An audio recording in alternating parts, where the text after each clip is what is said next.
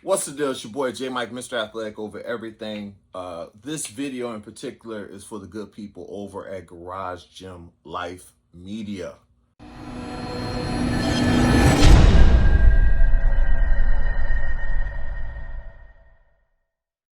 I was asked to cover this topic, and without hesitation, I thought that I probably one of the best people in the world to ask about this particular topic.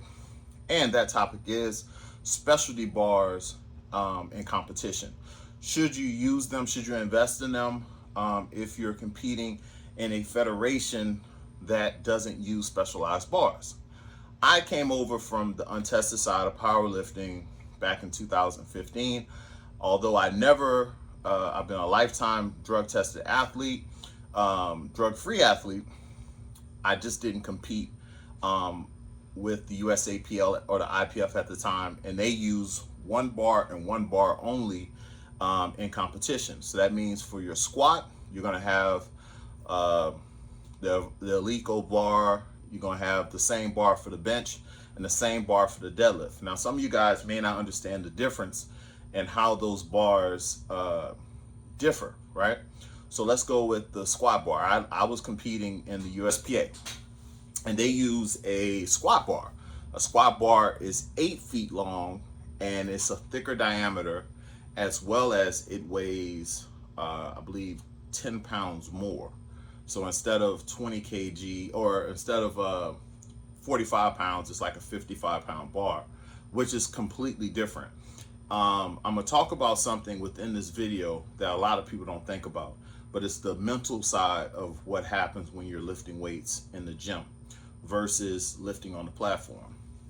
Now, also with the bench press, they use a power bar. A power bar is, I believe, 7 feet or 7.5 feet long, and it weighs 45 pounds or 20 kg, right?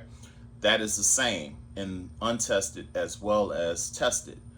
With the deadlift, in untested powerlifting, for the most part, they're going to use a deadlift bar, and that deadlift bar is super bendy. It's a completely different lift with said bar. As when we lift in the USAPL, IPF, or Powerlifting America now, they're going to use a stiff bar. That bar is not going to bend. It changes the way the weight reacts off the floor. You're going to notice that most people lift considerably less using a stiff bar versus the deadlift bar. Now, there's another side of this that you guys have to look at, is your visual, right? So when you're, let's say, squatting 700 pounds, it's going to be 5 reds, like a 1.5 in the collars, right? But when you're lifting with a squat bar, it's going to be a yellow and some other plates. So mentally, it kind of messes you up a little bit. So I think that if you're going to train specifically for what you're going to do on the platform, you should make sure you have calibrated collars. You should make sure that you have the proper bars so that you can be mentally and physically ready for the weight that you're going to be attempting on the platform during the competition. Early on, I had no desire to ever compete in the USAPL due to the fact that everyone talked about how hard the rules were.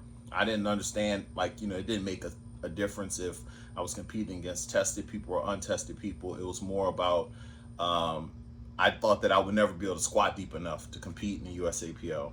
And, here we are 7 years later, and I'm a IPF world champion, open world record holder. You know what I'm saying? So the switch for me was actually good. But if you guys are going to compete in, let's say, the USPA or something like that, I recommend training on a squat bar, training on a power bar for the bench press, squat bar for the squat, power bar for the bench, and get you a deadlift bar. Now, what happened a lot of times in some of these events, if they're not very well run, you're going to run into issues in the warm-up room. They're going to have power bars in the back, and they're going to have probably uncalibrated plates a lot of times. So that'll kind of mess you up a little bit. But there is a huge difference unracking the weights. There's a huge difference in calculating your lifts, trying to figure out where you are on that particular day. If they're not using deadlift bars in the back versus the power bars. You know what I'm saying? So it's a huge difference. And I remember in a competition, my last warm up on all three lifts is the same amount of weight. It's 500 pounds. I take a 500-pound squat, 500-pound bench, 500-pound deadlift, and I hit the platform. That's how it is for me. I'm 44, about to be 45 years old. So I kind of always conserve my energy so that I have a little bit left in the tank, and I kind of know my body a little bit. But it is famously known that my deadlift with a deadlift bar is much, much greater than it is with a stiff bar.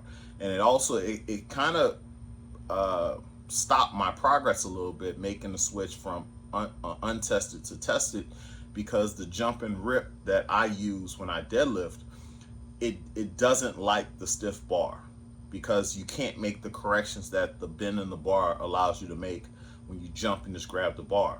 When you jump and grab the bar with the deadlift bar, the bar bends and allows your body to shape into what you need it to be in order to lift the weight. But when you grab that stiff bar, the bar has to be ready to go.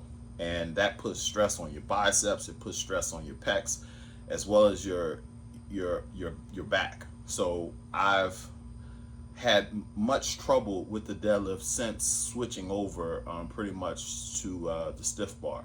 But you guys should pay attention to that. So if you can find a gym that has, or if you can purchase the stuff yourself, get yourself a squat bar, get yourself a deadlift bar, get yourself a power bar. Also, make sure if you can get it and you're spending this kind of money, invest in the kilo plates. And the one thing I can tell you about the kilo plates is if you buy those kilo plates, you'll never lose your money, because there's going to be someone out there at some point in time that want kilo plates but don't want to wait 6 to 8 weeks to get them.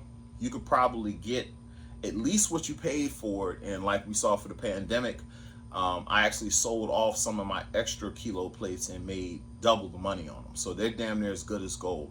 But I hope you guys can use this information that I kicked in this video to help you guys going forward.